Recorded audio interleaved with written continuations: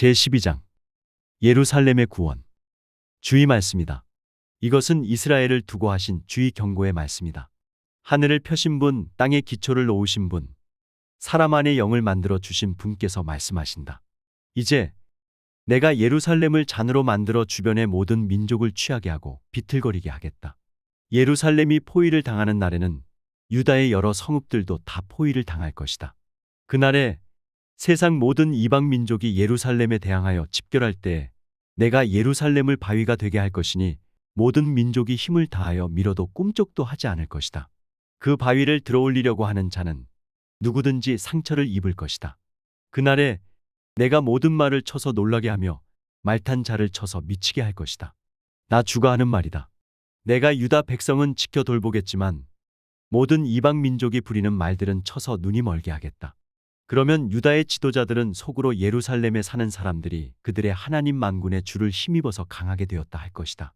그날에 내가 유다의 지도자들을 나무단 사이에 놓인 과열된 도가니처럼 곡식단 사이에서 타는 횃불처럼 만들겠다.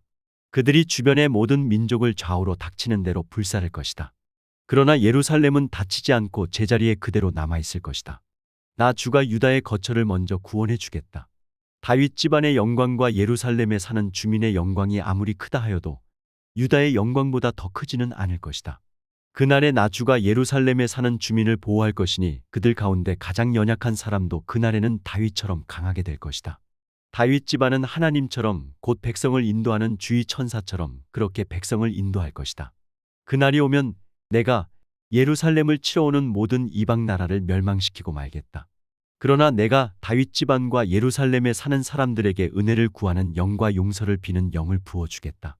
그러면 그들은 나 곧 그들이 찔러 죽인 그를 바라보고서 외아들을 잃고 슬피 울듯이 슬피 울며 맏아들을 잃고 슬퍼하듯이 슬퍼할 것이다. 그날이 오면 예루살렘에서 슬프게 울 것이니 무깃도 벌판 하다들 입문에서 슬퍼한 것처럼 기막히게 울 것이다. 온 나라가 슬피 울 것이다. 가족마다 따로따로 슬피 울 것이다. 다윗 집안의 가족들도 따로 슬피 울 것이며 그 집안 여인들도 따로 슬피 울 것이다. 나단 집안의 가족들도 따로 슬피 울 것이며 그 집안의 여인들도 따로 슬피 울 것이다. 레위 집안의 가족들이 따로 슬피 울 것이며 그 집안 여인들도 따로 슬피 울 것이다. 시므이 집안의 가족들이 따로 슬피 울 것이며 그 집안 여인들도 따로 슬피 울 것이다. 그 밖에 남아있는 모든 집안의 가족들도 따로 슬피 울 것이며 각 집안의 여인들도 따로 슬피 울 것이다. 제13장 그날이 오면 샘 하나가 터져서 다윗 집안과 예루살렘에 사는 사람들의 죄와 더러움을 씻어줄 것이다. 그날이 오면 내가 이 땅에서 우상의 이름을 지워서 아무도 다시는 그 이름을 기억하지 못하도록 하겠다. 나 만군의 주가 하는 말이다. 나는 또 예언자들과 더러운 영을 이 땅에서 없애겠다.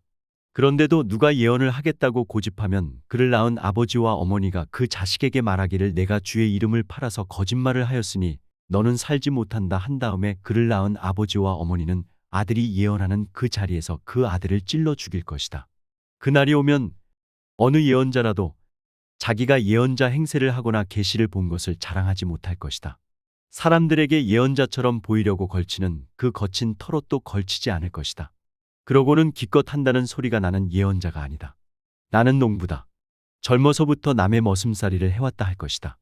어떤 사람이 그에게 가슴이 온통 상처투성이인데 어찌 된 일이오? 하고 물으면 그는 친구들의 집에서 입은 상처요 하고 대답할 것이다. 하나님의 목자를 죽이라는 명령. 가라, 깨어 일어나서 내 목자를 쳐라. 나와 사이가 가까운 그 사람을 쳐라. 나 만군의 주가 하는 말이다.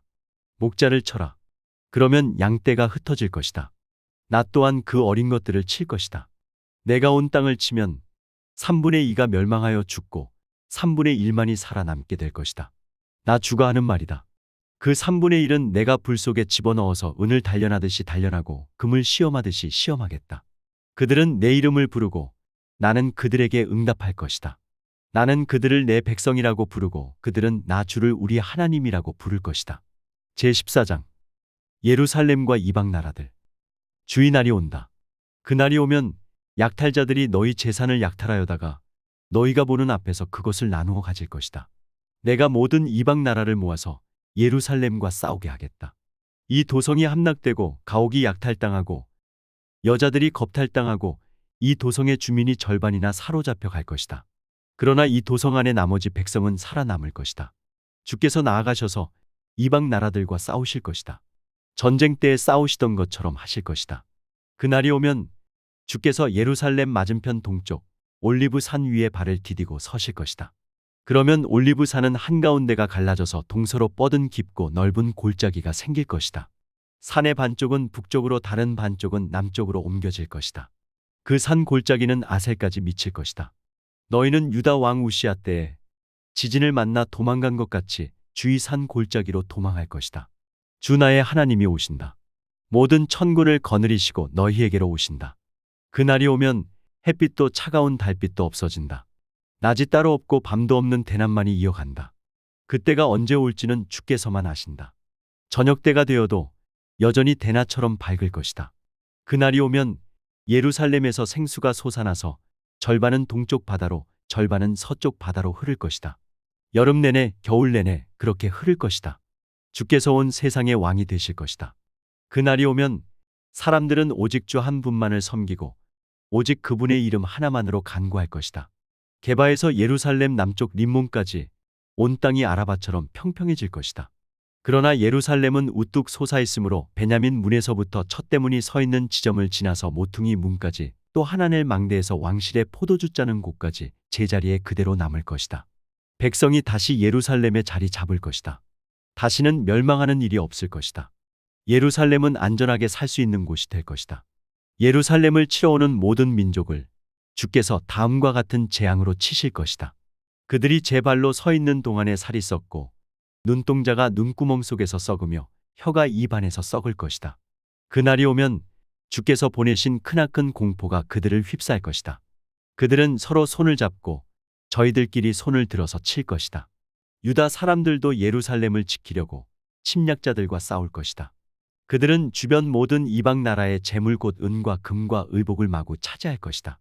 말과 노새와 낙타와 나귀 할 것 없이 적진에 있는 모든 짐승에게도 적군에게 내린 이 같은 재앙이 내릴 것이다. 예루살렘을 치러 올라온 모든 민족 가운데서 살아남은 사람들은 해마다 예루살렘으로 올라와서 왕이신 만군의 주께 경배하며 초막절을 지킬 것이다.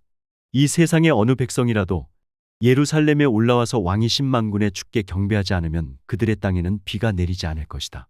이집트 백성이 예루살렘으로 올라와서 어울리지 않으면 그들의 땅에도 비가 내리지 않을 것이다. 주께서는 초막절을 지키러 올라오지 않은 이방 나라들에게 내리실 그 똑같은 재앙을 그들에게도 내리실 것이다. 이것은 초막절을 지키러 올라오지 않은 이집트 사람과 모든 이방 민족이 받을 벌이다. 그날이 오면 말방울에까지 주께 거룩하게 바친 것이라고 새겨져 있을 것이며 주의 성전 안에 있는 모든 솥이 제단 앞에 있는 그릇들과 같이 거룩하게 될 것이다.